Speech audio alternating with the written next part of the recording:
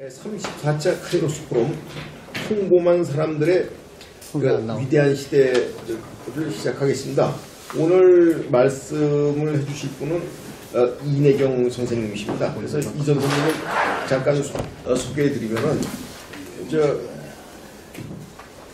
1970년대에 긴급조치 시절에 이제 긴급조치 때문에 이제 고생을 많이 하신 이제 학생운동의 투사이셨고 또 공학도입니다. 그래서 공학도에서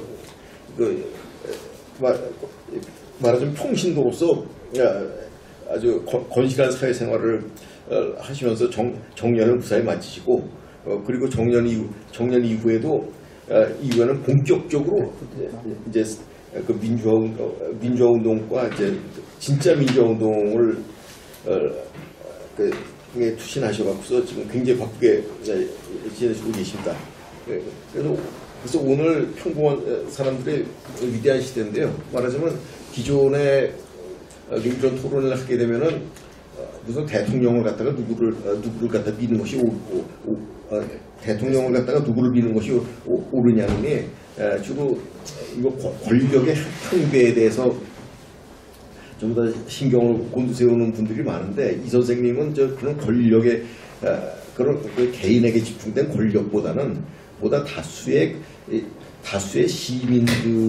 시민들의 의사가 진정성 있게 그 정치 시스템 속에 어떻게 투입되고 진짜 민주주의는 무엇이 돼야 되는가 하는 문제를 고민하셨고 이 문제에 대해서 오늘 중요한 그 내용을 갖다 짚어주실 것 같습니다.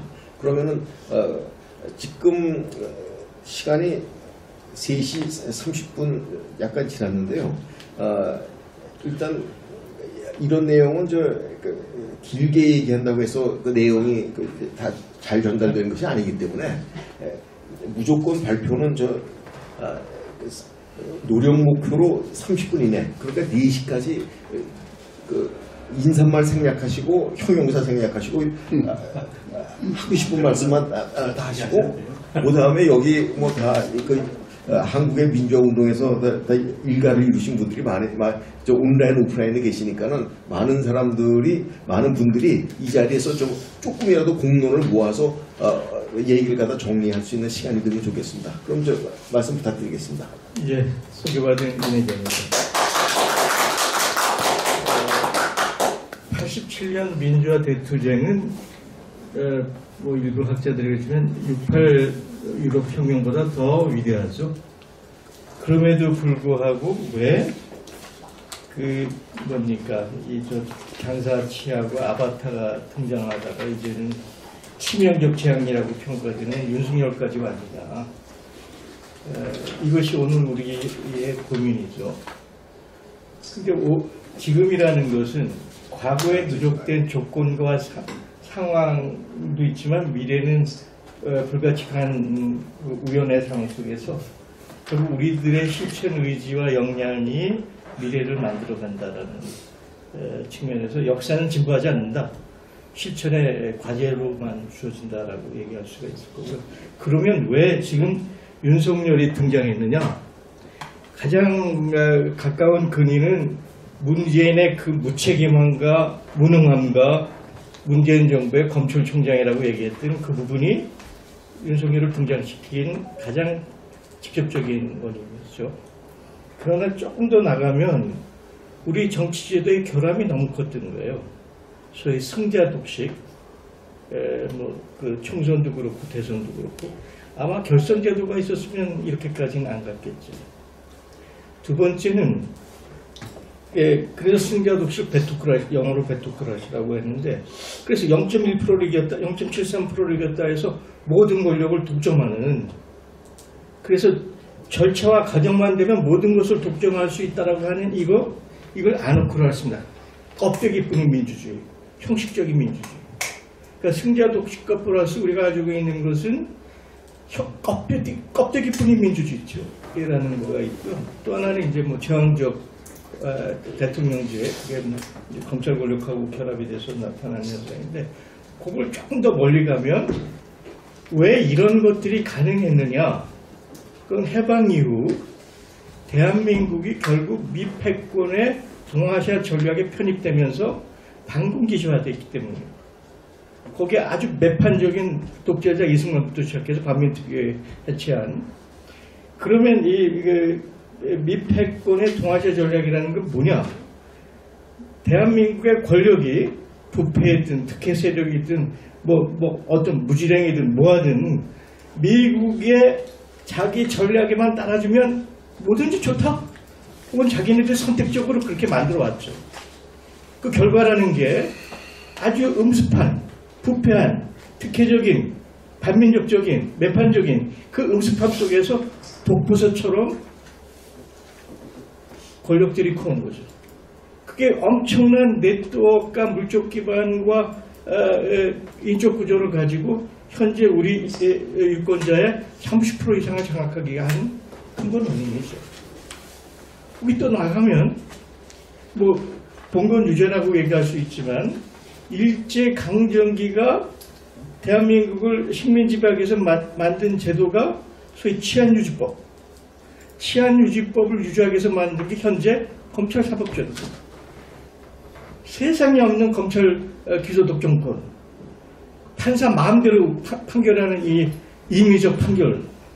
이거는 일제시대 때만 있었던 상황이고 OECD 국가에서는 있을 수 없는 일이 현재 우리 상황을 만들어 온 거죠. 그런데 그 내용을 조금 더 들여다보면 아까도 얘기했지만 6월 민주항쟁이라는 위대한 역사적 상황을 만들었는데 그 뒤에 민주항쟁의 민주주의가 뭐가 됐느냐. 가장 중요한 거는 제도의 재정립이었거든요.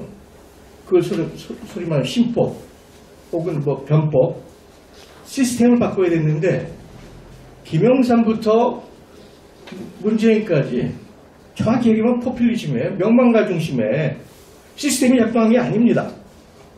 그래서 지난 40년 대한민국 정치는 시스템이 작동하고 제도에서 정당의 기능을 한 게 아니라 명망가 중심의 포퓰리즘 정치가 40년 우리를 지배했죠. 또 한편에 저기 하는 거는 소위 87년, 97년인가요? IMF에 의해서 한국이 정확하게 신자유주의, 시장반등주의에 포획이 되면서 그 이후 우리 삶이라는 건 일상적인 불안, 위기가 지배하는 상황이 아까 그런 독버섯이 존재할 수 있는 또 하나의 조건으로 왔습니다. 지난번 그 2017년 촛불을 했지만 촛불의 진행 과정을 보면 국가나 정부의 실패, 정치구조의 무능, 피로감이 계속되고 시장의 폭력은 지속되고 우리한테 주어진 시대 과제를 그냥 민기적거리고 해결하지 않은 상황.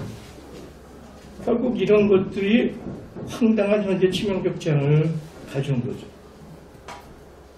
그것은 근본적으로 우리한테 질문을 던지는 거죠. 그럼 과연 민주주의가 뭐냐?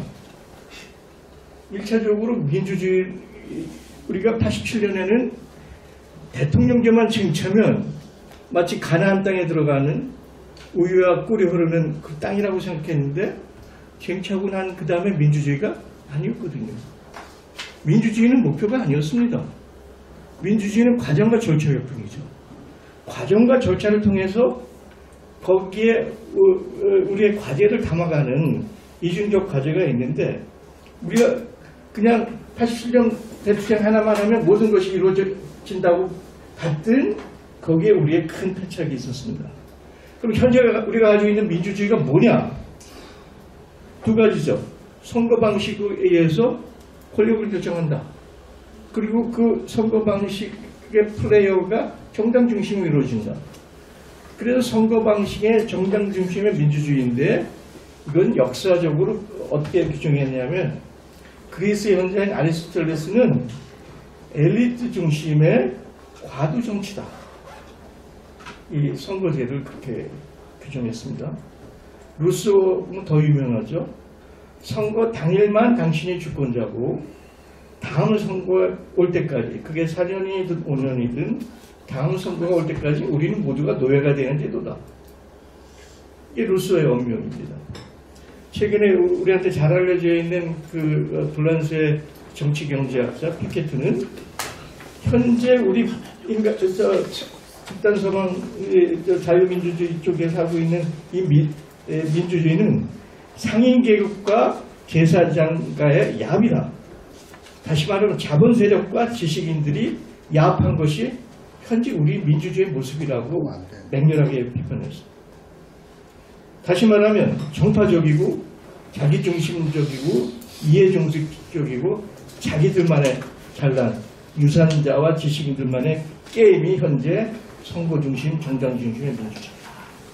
그래서 많은 정치학자들이 지금 우리의 정치 제도를 뭐라 그러냐면 대의가 없는 자신들만의 대의죄, 수기적 공론이 없는 형식 결책뿐인 민주주의.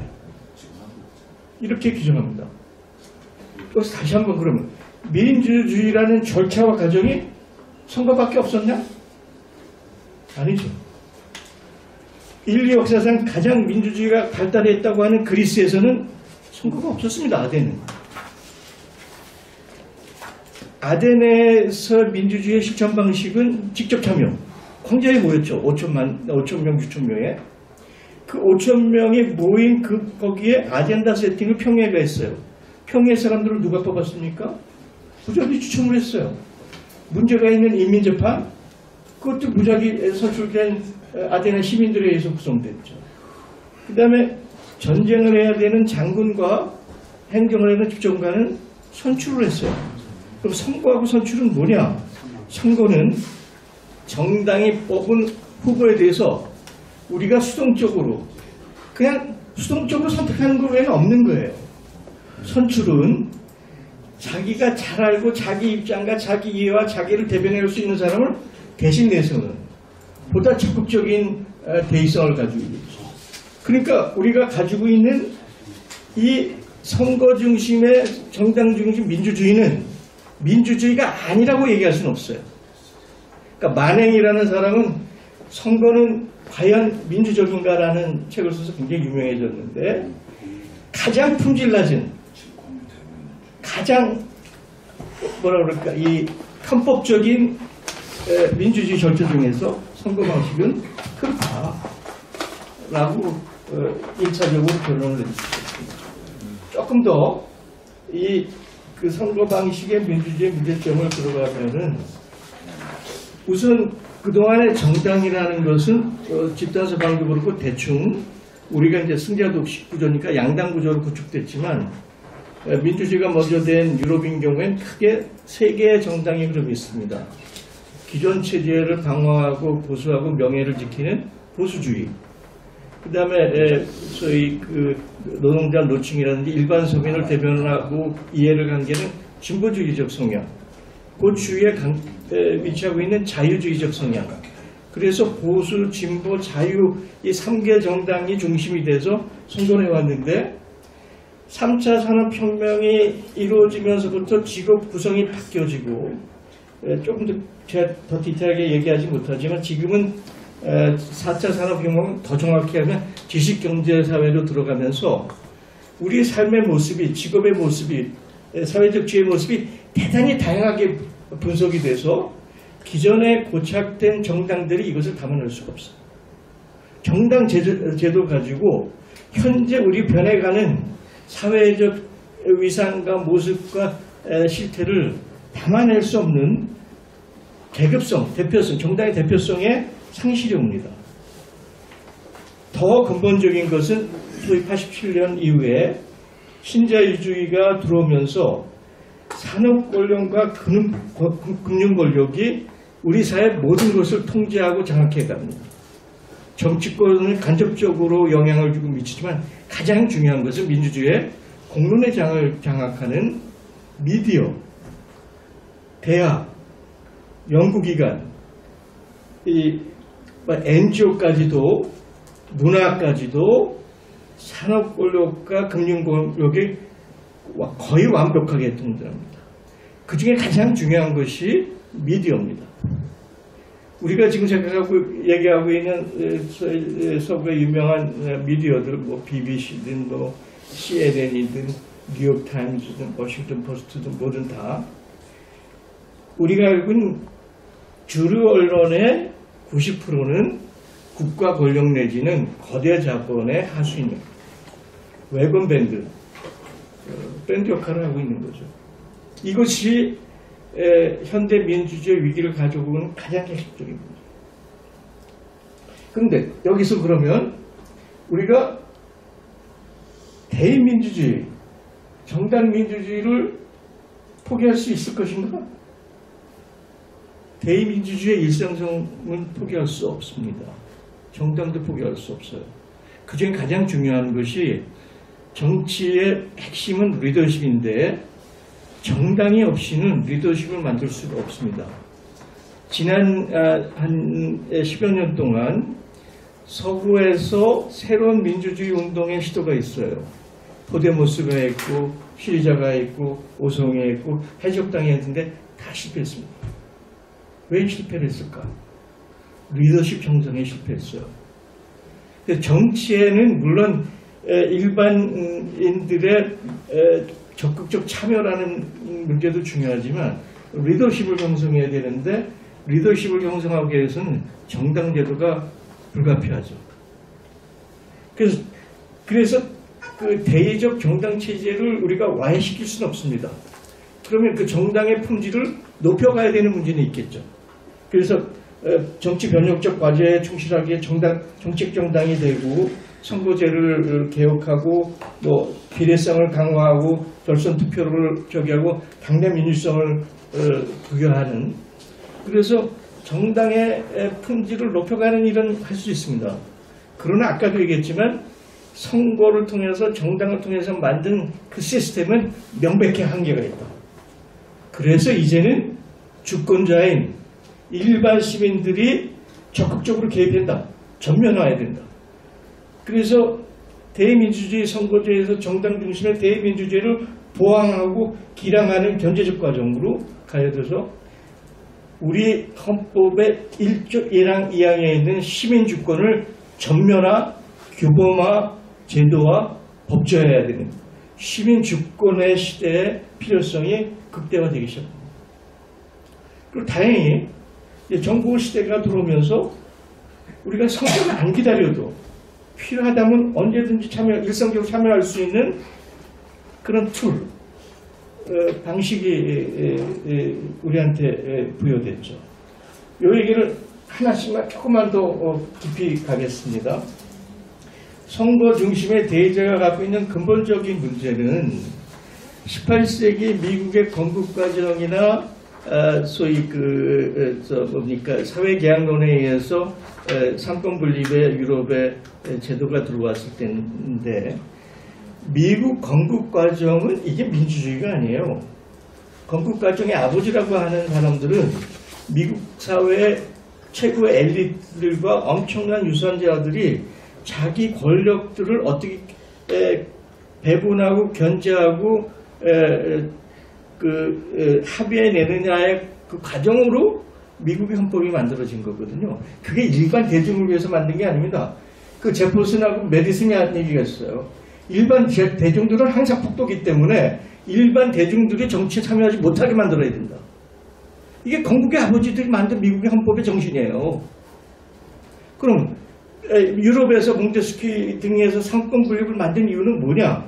그 전까지 유럽의 정치는 왕정 귀족적 1%가 99%를 지배했는데 상업주의가 대두하면서 부르주아지들이 커오면서 부르주아지들이 그 권력을 장악하기 위해서 1%의 정치를 10%의 정치, 아까 피케티가 얘기했듯이 엘리트와 유산자들이 결합해서 1%가 통치하는 체제를 10%가 통치하는 제도로 바꾼 것이 소위 유럽에서 했던 선거제고 정당 대의제입니다. 그러니까 선거라는 것은 민주주의 역사에서 대단히 예외적이고 편법적인 거예요. 18세기 등장. 그러니까 민주주의의 원래는 직접 참여, 추첨, 선출이 훨씬 더 앞섰고 품질이 높은 참여의 방식이죠. 그런데 그나마 이 정당 중심의 선거 중심의 대의제가 2차 대전 전후부터 1980년대까지 일종의 황금기를 이루어요. 그게 이제 어떻게 보면 케인지안의 시대고 3인주의 시대고 일반 대중들이 광범하게 정치에 참여할 수 있는 여건이 열리면서 인류 역사에서 가장 대중 중심으로 정치 제도가 작동했던 시대가 2차 대전에서부터 80년대까지 불과 40년입니다. 우리가 학교 다닐 때 배운 민주주의가 꽃이라고 했던 그 아름다운 모습이 그 40년 시절이었죠. 근데 이것이 망가지는 것이 아까 다시 얘기하지만 신자유주의가 80년에 미국을 중심으로 소위 도입이 되는데 신자유주의에는 크게 4가지 역할이 있습니다. 시장이 만능이다. 시장이 법이다. 시장이 신이다. 시장 앞에 누구도 정하지 마라. There is no alternative but market. 이거 티나라고 보통 얘기하죠. 그 다음에 공적 영역을 완전히 위축시켜서 모든 것을 민영화해라. 자본에 맡겨라. 자본의 탐욕에 맡겨라. 자본이 훨씬 더 잘한다. 모든 것을 민영화하는 거죠. 그러니까 우리 삶 모든가 시장의 종속이 되는 거죠. 공급경제 중심. 공급경제 중심은 모든 경제활동 공급 중심으로 해야 되니까 공급을 강요하는 그 제3국의 주권을 무력화시켜라. 노동자 권력을 무력화시켜라. 법제를 무력화시켜라. 오로지 공급 자본의 자기 이익을 만들어가는데 거추장사하는 건 모두 다 무력화시켜라. 이것이 공급경제의 원칙이죠. 그럼 마지막에 그렇게 해서 나온 모든 경제활동의 성과는 금융위, 월가가 단물 빨아먹는 거예요. 이것이 신자유주의고 그것이 전면화되고 세고화된 거죠. 그러면서 그 과정에서 아까도 얘기했지만 금융과 산업 권력이 모든 것을 예속시킵니다. 미디어, 대학, 싱크탱크, 문화, 종교 모든 전 영역을 시장화시킨 거예요. 그 결과가 우리가 겪었던 IMF고 결국 2008년에 금융위기가 나면서 신자유주의는 더 이상 지속 가능하지 않다는 게 확인이 된 거죠. 엄청난 불평등, 양극화, 그 다음에 거기서 더 중요한 것은 케인지안 시대, 3인주의 시대보다 생산성이 훨씬 떨어져요. 그 케인지안 시대나 그 3인주의 시대 때는 네트 생산성이 2~3%인데 신자유주의가 도입한 전체적인 평균 소위 프로덕티비티 생산성 1%에 떨어집니다. 그다음에 무자비한 이 경제활동의 모든 게 종속되면서 소위 지속하지 하지 않은 생태의 문제, 기후위기 문제를 가져오는 거죠. 근데 이러한 실패가 그러면 그 실패에 대해서 우리가 분석을 하고 대응하고 해결해 가면 될 거 아니냐. 그런데 문제는 이 거대한 그 시스템의 혜택을 받는 게 누굽니까? 기존의 정치,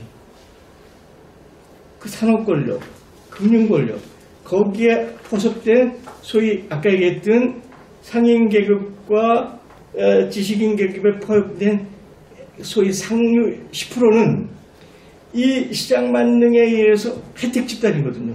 이 친구들이 모든 권력을 쥐고 있는 거예요. 그러니까 이것을 깨지 않고는 신자유주의가 깨지지 않는 거야. 그럼 이 자들이 뭐를 하느냐? 이 양극화 불평등, 이 빈곤화의 문제의 원인을 엉뚱한 데 돌리는 겁니다. 그 엉뚱한 데 돌리는 게 우리는 빨갱이, 소위 메카시즘보다 더 지독한 냉전의 빨갱이로 모든 건 너는 빨갱이야 라고 몰아치죠. 유럽에서는 그건 저 이민원 제3국의 이민자한테 돌리죠. 인종 혹은 뭐 요즘 그 페미니즘에서 페미니즘 쪽으로 돌리고 종교로 돌리고 엉뚱한 쪽에 화살을 돌립니다. 그런데 그 자기네들이 갖고 있는 물적 기반과 미디어의 장악력을 가지고 그 논리를 끊임없이 양산해 가면서 발생하는 게 이 극단적인 수구적인 포퓰리즘의 양산입니다. 그래서 적대적 갈등과 대립이 점점적 지속되고 확대되고 불안정성을 키워나가는, 거기서 정당제도는 무기력한 겁니다. 그냥 그들만의 게임 속이에요. 그래서 직업으로 전락하고 자기 주위에 선호 집단화하고 공적 기능을 상실해가는 거죠. 여기 마지막 하나만 더 보태면 미래의 첨단 과학기술의 영향력이 거대하죠. 과학기술이 주도하는 지식경제로 우리가 진입합니다. 근데 제가 왜 지식경제라고 하면 이거는 제1, 2차 산업하고는 그 내용과 질이 틀린 거예요. 그 제4차 산업이라는 기준이 틀린 겁니다. 1, 2, 3차는 자본에 의해서 통제되는 사회인데 지식경제는 자본이 아니고 지식에 의해서 장악되는 거예요. 그래서 기존의 1, 2차 산업에서 형성된 산업구조에 엄청난 변화와 파장을 일으키고 결국 우리 일상의 소위 일자리, 고용에도 새로운 패러다임이 요구가 되죠. 그래서 우리가 기존적으로 사고한 모든 기존적 사고를 전환하지 않으면 문제가 해결되지 않습니다. 여기서 우리 미래에서 가장 중요한 것은 공공재, 공유재, 커머스의 핵심이 과학기술이라는 거예요. 과학기술을 아주 극소수 1개인이 소유할 경우는 이게 인류의 재앙으로 옵니다. 지금 AI도 그렇고 ICT 모든 기술의 그 소유 구조를 공공재화하지 않으면 인류의 미래가 없는 거죠.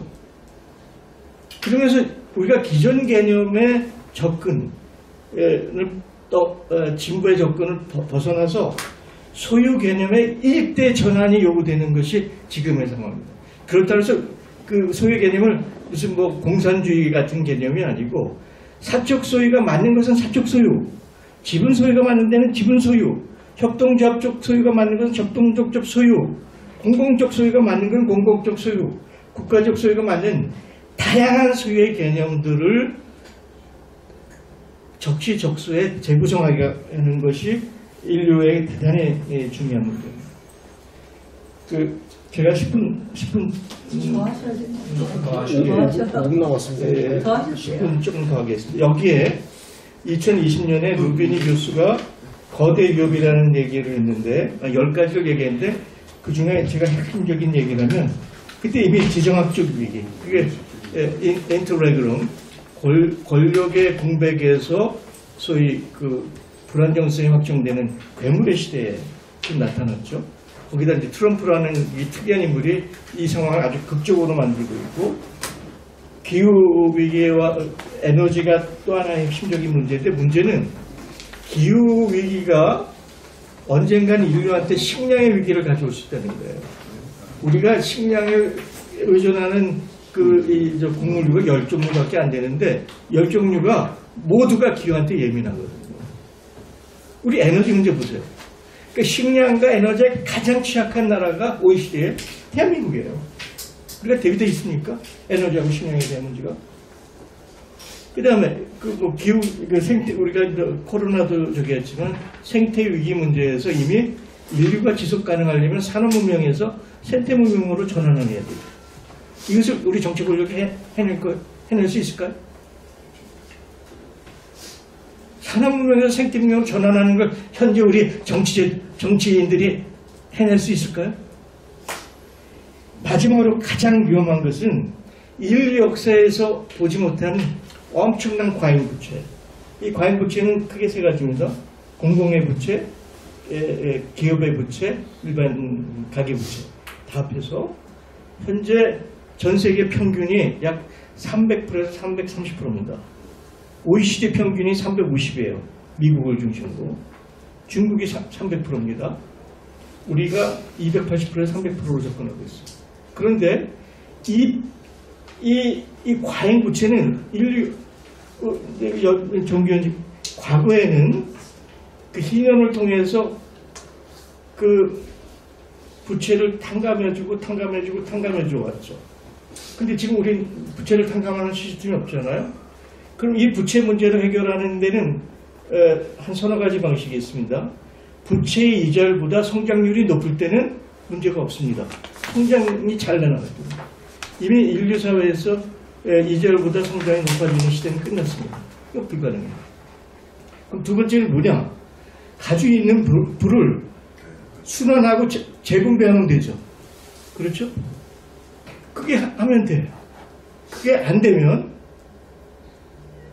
그러니까 성장률도 안 되고 재분배도 안 되면 남는 거는 물리적밖에 없어요. 폭동과 전쟁밖에. 우리가 지금 인류 사회가 그쪽으로 가고 있는 거예요. 거기에 우리가 가지고 있는 뭐 출생률의 문제, 뭐 가당 경쟁, 능력주의 교육, 뭐 부동산 문제, 수많은 불균형 양극화가 세계에서 OECD에서 가장 심각한 거죠. 그럼 어떻게 해야 되느냐? 기존에 가지고 있는 민주주의에 대한 시각, 선거 정당으로 해서 뭐 규칙에 의해서 주기적으로 선거를 하고 교체하면 된다. 이게 근데 그게 너무 내용과 성과가 없이 정치 논리적이고 절차적인 것뿐이고 프로페셔널들이 갖고 노는 거고 위임적이고 장식적인 거죠.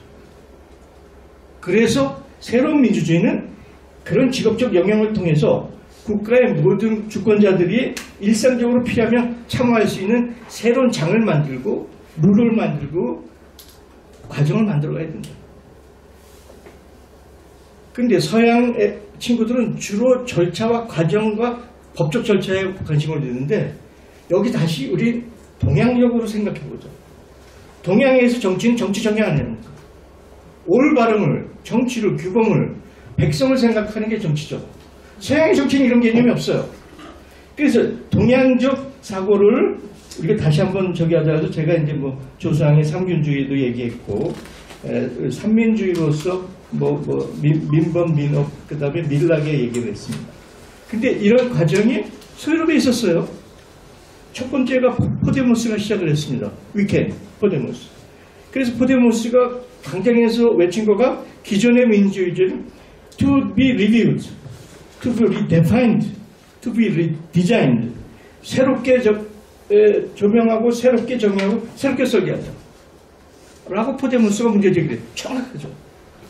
그 다음에 그 스위스의 직접민주주의를 확산하고 복파하자고 하는 데모크라시 인터내셔널이라는 운동이 있는데 거기서는 기존의 링컨이 얘기한 of the people, by the people, for the people. people은 너무 추상적이고 개념적이고 실천적 영역이 없다. 그래서 people을 by everyone. 구체적이고 개별적이고 생활적인 얘기로 바꾸자. 그래서 by everyone, for the everyone, through everyone이라는 구로 바꿨습니다. 아까 얘기했던 ICT 우리 과학기술이 필요하면 언제나 참여할 수 있는 기반들을 만들어갔죠. 그래서 이제 남는 과제는 그런 직업 정치가 만들어내는 그 포퓰리즘과 섹트주의를 극복해서 평범한 시민들이 일상적으로 수기를 거쳐 직접 참여하는 시대를 열어야 되고 그 제도를 통해서 정자 정야, 정치의 내용 속에 삼민주의, 우리 삶의 품질을 높여가는 우리의 그 존엄과 가치를 높여가는 정치로 바뀌어야 된다. 가장 이상적인 건 직접민주주의죠. 스위스가 180년 동안 해와서 이미 검증된 현재 세계에서 가장 유일하게 정치가 작동되는 게 스위스예요. 그 스위스의 직접민주주의는 세 가지죠. 국민 발언, 그다음에 the right of referral, 법안 재검토권, 거부권이라고 얘기하는. 그래서 그것이 기존의 선거로 만들어진 의회하고 조정이 안 되면 국민투표 들어간다. 그래서 1년에 4번의 국민투표를 하고 그걸 앞으로 20년 동안 날짜를 정해서 진행하는 게 스위스거든요. 그럼 우리가 스위스처럼 하면 되지? 그게 그렇지 않아요. 스위스가 직접 민주를 할 수 있는 뭐 엄청나게 많은 이유가 있지만 세 가지 꼭지를 잡자 그러면 첫 번째는 이 친구들은 수백 년 동안 풀뿌리 민주주의, 란데스크 마인드, 그 조그만 마을의 민회가 너무 일상화되어 있어요. 그리고 그것이 이제 캔턴을 통해서 국가를 이루는데 이것이 조합주의적 상입니다. 모든 정치적 과정이 우리 그 협동조합을 이루듯이 협동조합주의적으로 된 철저하게 풀뿌리에 근거해서 정치제도가 형성되어 있습니다. 두 번째는 스위스 사람들은 대단히 보수적이에요. 굉장히 컨서버티브입니다. 보수입니다. 그런데 그 스위스의 미디어는 모두가 공영 매체예요. 사용 매체가 민간 매체가 없습니다. 스위스의 미디어 매체는 대단히 진보적이고 개혁적이에요. 그리고 새로운 정치 연안이 나오면 공공의 미디어들은 새로운 진보적인 것을 스위스 국민들한테 끊임없이 홍보하고 교육하고 자료를 제공하고 공간을 제공해줘요. 그러니까 그 스위스에는 미디어가 진보 역할을 하고 있는 겁니다. 그 다음에 이제 그 스위스 민주주의에 적격이 돼서 신청해서 적격이라고 하면 모든 정치적 활동을 공적 자금에서 지금. 그러니까 그 돈 많은 금력이 들어올 수 있는 공간이 없죠. 그래서 스위스 민주주의를 미국의 20몇 개 주가 시민반환제를 도입했는데 재앙으로 다가옵니다. 캘리포니아가 그걸 했다 재앙을 맞이했어요. 지금 현재 캘리포니아가 미국의 그 노숙자의 50%를 가지고 있는 이유가 시민반환제 잘못 도입했다가 엄청난 역풍을 받은 그게 적입니다. 그래서 우리는 아직 스위스의 직접 민주주의를 도입할 수 있는 상황과 여건과 역량이 안 된다. 경험도 없다. 그럼 할 수 있는 게 뭐냐? 그 방법이 수기민주주의라는 거죠.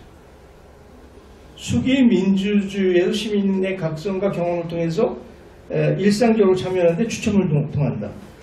그래서 그동안 이 선거제 대의민주주의는 유권자가 대중이에요. 대상입니다. 폭도로 변할 수 있는. 언제든지 통제해야 되고 갈라쳐야 되고 우민화시켜야 되는. 거기서 조금 더 가면 더 퍼블릭이죠. 공중이죠. 공중은 여론을 만들어내는 여론층, 여론주도층. 근데 공공의 여론을 만들지만 이것은 법적, 행정적 강제력을 갖지 않는 임의적 존재죠. 그래서 그런 대중, 더 매스에서 더 공중, 퍼블릭에서 이제는 더 시티즌, 스스로가 주권자이고 결정하는 시티즌이 전환해야 된다. 이것이 시민의회의 핵심입니다. 그래서 역사적 흐름을 보면 18세기 이전에 사회개혁법이 나올 때는 권력이, 힘이, 파워가 지배했던 권체 시대였는데 18세기에 소위 법치가 들어오죠. 그 법치 내용도 이제 뭐 여러 번 있지만, 근데 그 법치 과정을 하는 과정에 대부가 걱정했던 뷰로크라시. 그래서 소위 이 관치가 지배하는 관이 공무원이 시민들을 지배하는 체제가 되거나 혹은 지금 얘기하는 신자유주의 돈이 지배하는 체제. 그것의 보완제로 나온 게 협치자치입니다. 그래서 근데 협치자치도 그 한계가 너무 명확해요. 뭐 디테일한 얘기를 안 하죠. 그것은 보조적이고 장식적이고 아주 일부의 위임적이에요. 그럼 근본적으로 뭐냐? 주권자인 시민이 주도권을 가져야 된다. 민치의 시대로 넘어가야 되는 것이 인류 역사의 하나의 흐름이다. 그래서 질문입니다. 그럼 선거라는 절차를 안 갖고 어떻게 법적, 행정적 강제력을 가질 수 있는 그 근거가 뭐냐? 그 레지티머시, 저스티피케이션이 어떻게 이루어지느냐? 5가지를 하면 선거보다 훨씬 고품질에 훨씬 정당성을 가질 수 있다. 첫 번째는 모든 사람이 참여할 수 있는 그 참여의 포괄성. 두 번째는 그 공공에 구성된 구성원들을 민주적 비례로 압축해내는 민주의 비례성. 그걸 이제 로버트 달은 미니 포퓰리스, 소우주라는 개념을 도입합니다. 민주적 대표성. 그래서 모인 사람들이 그 필요한 정보와 데이터를 가지고 토론과 수기를 통해서 집단 지성이 작동되는 수기의 시스템을 어떻게 설계하느냐. 이 과정이 모두에게 투명하게 공개되는 투명적 공개성. 그리고 마지막에 결정을 해야 되잖아요. 결정 과정인데 처음에 들어왔을 땐 의견들이 중구난방으로 막 흩어지는데 이렇게 해서 참여한 뭐 150명이든 300명이든 층별 무작위로 구성된 이 사람들이 참하고 토론하다 보면 공적 책임성이 작동이 돼요. 이 공동체, 내가 한 사람이라고 하는 저기 하고 그것이 말하자면 칸트가 얘기하는 공공이성이나 하버마스가 얘기하는 이상적 소통의 그 상황들을 접근하면서 그 공적인 책임성의 하나의 의견으로 집결이 됩니다. 그래서 그 다수화가 집결되는 과정이 절대적 80%가 있을 수 있고 단순 대수적으로 50.1%가 있을 수 있는데 시민의회적 방식을 하면 압도적 다수인 60%로 접근이 되면 그렇게 합의되면 훨씬 그 결정력이 힘이 있고 집행 과정에 강력해집니다. 그래서 이렇게 해서 시민의회가 도입이 되면 기존의 선거 방식으로 만들어진 그 문제점을 그 대의가 없는 대의에서 포용적 대의를 만들 수 있고 토론이 없는 수기가 없는 것을 투기를 해서 만들 수 있고 기존의 그 선거제는 선거 때를 기다려야 되는 현안이 무지하게 중요하고 당장이 급한데 우리 지금처럼 선거를 기다려야 돼요? 판사의 판결을 기다려야 돼요? 아니죠. 필요하다면 상가 현안 같아서 언제든지 개입과 대응이 가능하다는 것이 시민의 장점입니다. 그래서 오늘 마지막 결론을 하면 현재 우리가 직면하고 있는 내후 외환의 위기는 절대절명의 위기 상황이죠.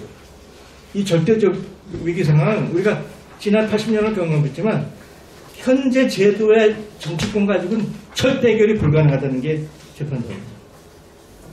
우리 역사가 그랬듯이 이 절대절명의 위기상은 민관민 모두가 합쳐지는 총력전적으로 해야 되고 그 주도를 주권자인 시민이 해야 된다. 우리가 지금 그런 상황이 있다. 그런데 다행히 우리가 민주화운동의 경험이 있어요. 87년 제1의 민주화운동은 민주화 투쟁을 통해서 공부 독재를 문민정부를 바꾼 위대한 사건이죠. 현대 인류사에. 두 번째 또 하나의 위대함이 2016년, 17년에 소위 그 촛불항쟁을 통해서 살아있는 권력을 끌어내린 이게 제2의 민주화운동인데 문제는 이 두 번 다가 이벤트로 끝났다는 거예요. 그게 끝나고 나서는 그냥 포말처럼 흩어진 거예요. 이게 시스템으로 아까 했던 신법, 변법으로 하나의 시스템으로 제도화되지 않았다는 거죠. 그래서 이제부터는 제가 얘기하는 제3의 민주화운동은 이런 시민들의 에너지, 민주 역량을 전면화, 일상화하고 규범화하고 제도화하고 그리고 법조해야 된다. 그 핵심이 시민의회라는 거죠. 그래서 시민회의를 도입해야 되고 그 시민회의를 도입하는 방식은 두 가지가 있습니다. 헌법에 국민 발안법을 도입하고 그 국민들 발안된 것을 결정하는 과정을 집단지성이 작동하는 시민회 방식으로 한다라고 헌법에다 넣으면 그게 가장 이상적이죠. 근데 헌법을 바꾸는 게 워낙 힘들고 어렵다면 특별법으로 시민주권위의 특별법을 만들자. 그래서 제가 그 별도의 자료로 이미 정치권의 주요 정치인들한테는 제가 회람을 시킨 아닙니다. 그래서 그거 어떤 형태든 시민 발언과 그 시민 발언된 내용을 집단지성에 작동하는 시민회 방식으로 해서 지금 문제가 되어 있는 개헌이든 선거법이든 검찰사법개혁이든 우리 생활의 중요한 현안들을 국민 발언을 통한 시민회 방식으로 해결했다. 이것이 제가 오늘 얘기한 보통 사람들의 위대한 시대. 그리고 그 현실적 과정은 시민주권의 시대를 전면화하고 그 로드맵은 시민회다. 이걸 우선 제 발제를 마치겠습니다. 그동안 사회 개혁 이런 표현을 합니다. 미래 사회 개혁을 하든 뭐 전환을 하든 거긴 세 가지 요소가 필요하죠.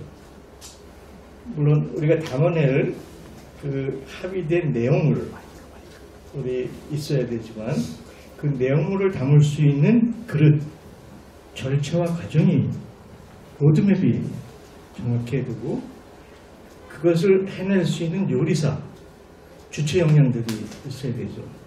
근데 저는 좀 냉정하게 얘기하면 우리 정치권이나 시민사회는 그 이상적, 어떻게 보면 낭만주의적 내용만 얘기하고 있어요.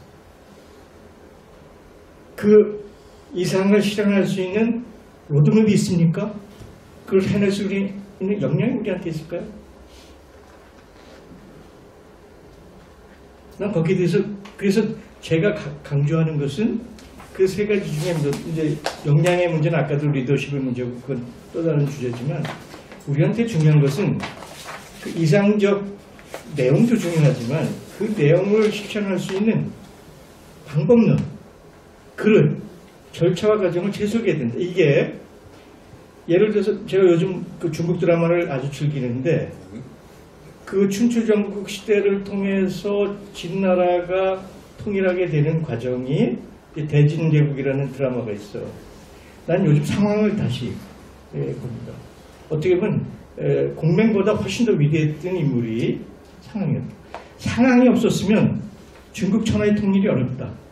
걔네들 변법이라 그래요. 새로운 제도를 도입해서 기존의 기득권을 끌어내고 아주 과감하게 끊어내고 새로운 도입을 하면서 변방의 진나라를 아주 그 강대한 통일제국으로 만들어내는 겁니다. 또 있어요.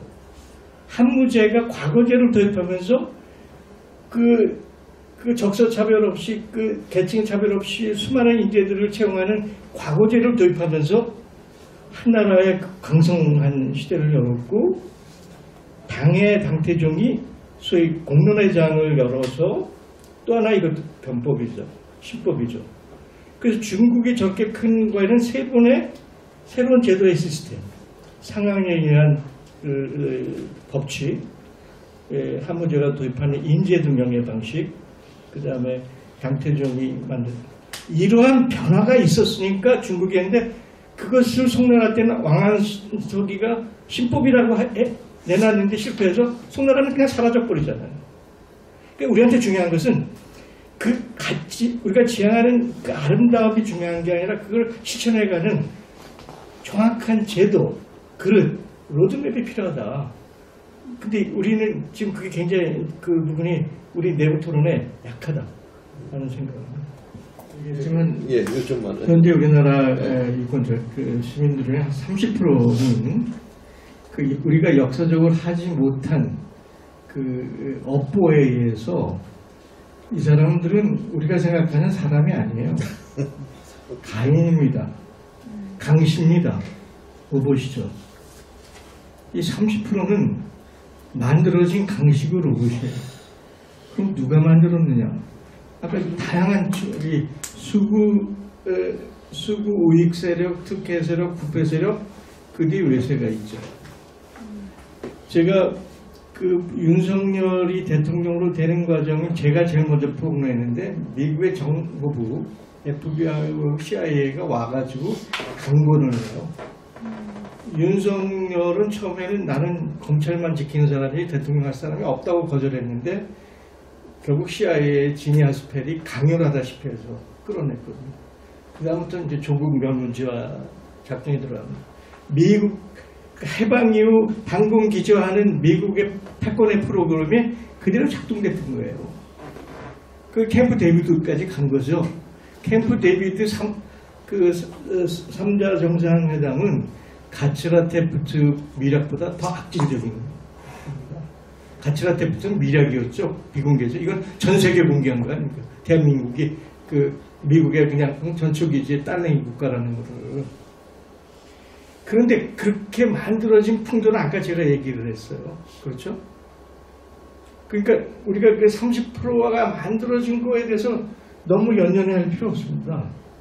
미국 자체가 이제 예외 국가도 있지만 선민 국가론이 있고 자기네들이 청교도들이 만든 하나님이 선택해서 전 세계를 기독교에 된다라는 그 미션이 미국 유권자의 40%가 넘어요. 잘못된 신앙이죠. 그게 그 연결 속에 우리가 있는 거죠. 여기가 기독교 모임이니까. 예를 들어서 봅시다. 성조기까지 들고 가는 건 내가 이해를 해요. 이스라엘기를 들고 나가요. 예수를 죽인 게 누구죠? 그 유대교, 이스라엘의 성전 체계가 예수를 죽인 거 아닙니까? 예수를 죽인 외수가 이스라엘 성족인데, 네? 이스라엘을 죽인 장본인이 그 유대인의 성조체제 아닙니까? 바리새인들 아닙니까? 반예수적인 집단이에요, 이게. 우리가 이 팩트를 알아야 돼요. 그러니까 우리는 이제 내전 상황이죠. 내전 상황입니다. 그러니까 윤석열이 하나가, 하여간 이게 괴물이죠. 뭐 트럼프 같은 괴물의 시대에 등장했지만 윤석열이 아닙니다. 윤석열로 대표되는 이 거대한 집단, 우리 30%를 저기하는 이들과 싸워야 되는데, 문제는 얘네들은 자기의 물적 기반과 역사적 배경과 그 특혜와 등등해서 굉장히 강고하게 조작됐고 조종되는, 그래서 굉장히 군대 같은 집단인데, 그럼 나머지 70%는 우리 뭐냐? 굉장히 루즈해요. 구도와 연대 부분에서 우리는 굉장히 소프트해요. 이것을 재결집해야 되는 거가 지금 이 내전 상황을 극복하는 건데, 그런 관점에서 저는 윤석열을 풀어준 게 도움이 됩니다. 윤석열을 풀어줌으로 해서 우리 내부에 연약하고 나약하고 감상적인 연성들에 이거 아니네. 우리 내부에 엄청난 긴장력을 도움하면서 구도와 연대 새로운 자극과 충격을 주면서 저는 긍정을 하는 거죠. 그래서 저는 뭐 윤석열 그 탄핵과 대선 문제는 걱정을 안 해요. 진짜 걱정은 대선이 이루죠. 그래도 5천만이 같이 사는 이 땅에 이렇게 대립적이고 내전적이고 그 적대적으로 남한 땅 유지가 되겠어요? 지금 정치적으로 안 된다. 그래서 시민의회는 좌도 우도 진보도 보수도 없는 거죠. 로버트 다리에게 소주적인 우리 국민들 유권자가 민주적 비례성으로 모여서 수기와 수기를 통하면 그 정치적 이해를 관계를 갖지 않은 다양한 사람들이 공적 이성이 작동이 되고 소통을 통해서 그래 그게 맞아라고 결론을 낼 수 있는 이 집단지성, 이걸 그래서 제가 제안을 하는 거거든요. 제가 그 작년에 열린민주주의라는 책을 예일대 랭드마라는 전문 교수 여성이 쓴 거를 번역해서 저기 했는데, 그 로버트 다렛 때를 잇는 미국 정치계의 새로운 해석입니다. 해석으로 나타난 젊은 여성 정치학자, 지금 예일대 연구소장 40대 후반에. 그 랭드모아가 하는 얘기예요. 서방의 민주주의는 끝났다. is over. 끝나서 추구가 없다. 근데 그런 대의적 선거적 민주주의를 뛰어넘는 것은 샤이, 험블, 오디너리, 힘없고 평소에 말도 안 하고 평범한 사람들이 모여서 집단지성을 이룰 때 새로운 정치의 출구가 열리고 씨름이 있고 미래가 열린다. 그게 이제 랭드모아가 열린 민주주의에서 하는 얘기인데, 그 얘기를 또 받아서 맨스 브리지라는 하버드 때의 정치 명예 교수고 80이 넘은 여성인데, 이틀 전에 한겨레가 주최하는 미래 포럼에 와서 정치 부분에 강연을 해요. 근데 이 양반도 똑같은 얘기를 해요. 인류의 미래가 없다. 민주주의가 망했다. 안 돼. 작동이 안 된다. 근데 맨스 브리지 이 여교수가 80이 넘은 여교수가 세상을 보니까 유라니만이 한국이다. 지난 80년 동안 한국에 이룬 민주주의 역사, 정치의 역사가 우리한테 새로운 등불이다. 응원봉이다. 횃불이다. 제발 한국인들이여, 우리 인류를 위해서 새로운 길을 열어달라. 이게 맨스 브리지가 한겨레 미래 포럼에 와서 하소연하는 내용입니다. 제3자는 우리를 그렇게 평가해요. 아니, 그분 성함이 어떻게? 맨스 브리지. 맨스 브리지? 네, 맨스 브리지. 근데 웃기는 게 그 주최 한겨레조차도 이 얘기를 제대로 전달을 안 해. 아니, 저도 기사에서 못 본 것 같은데. 그러니까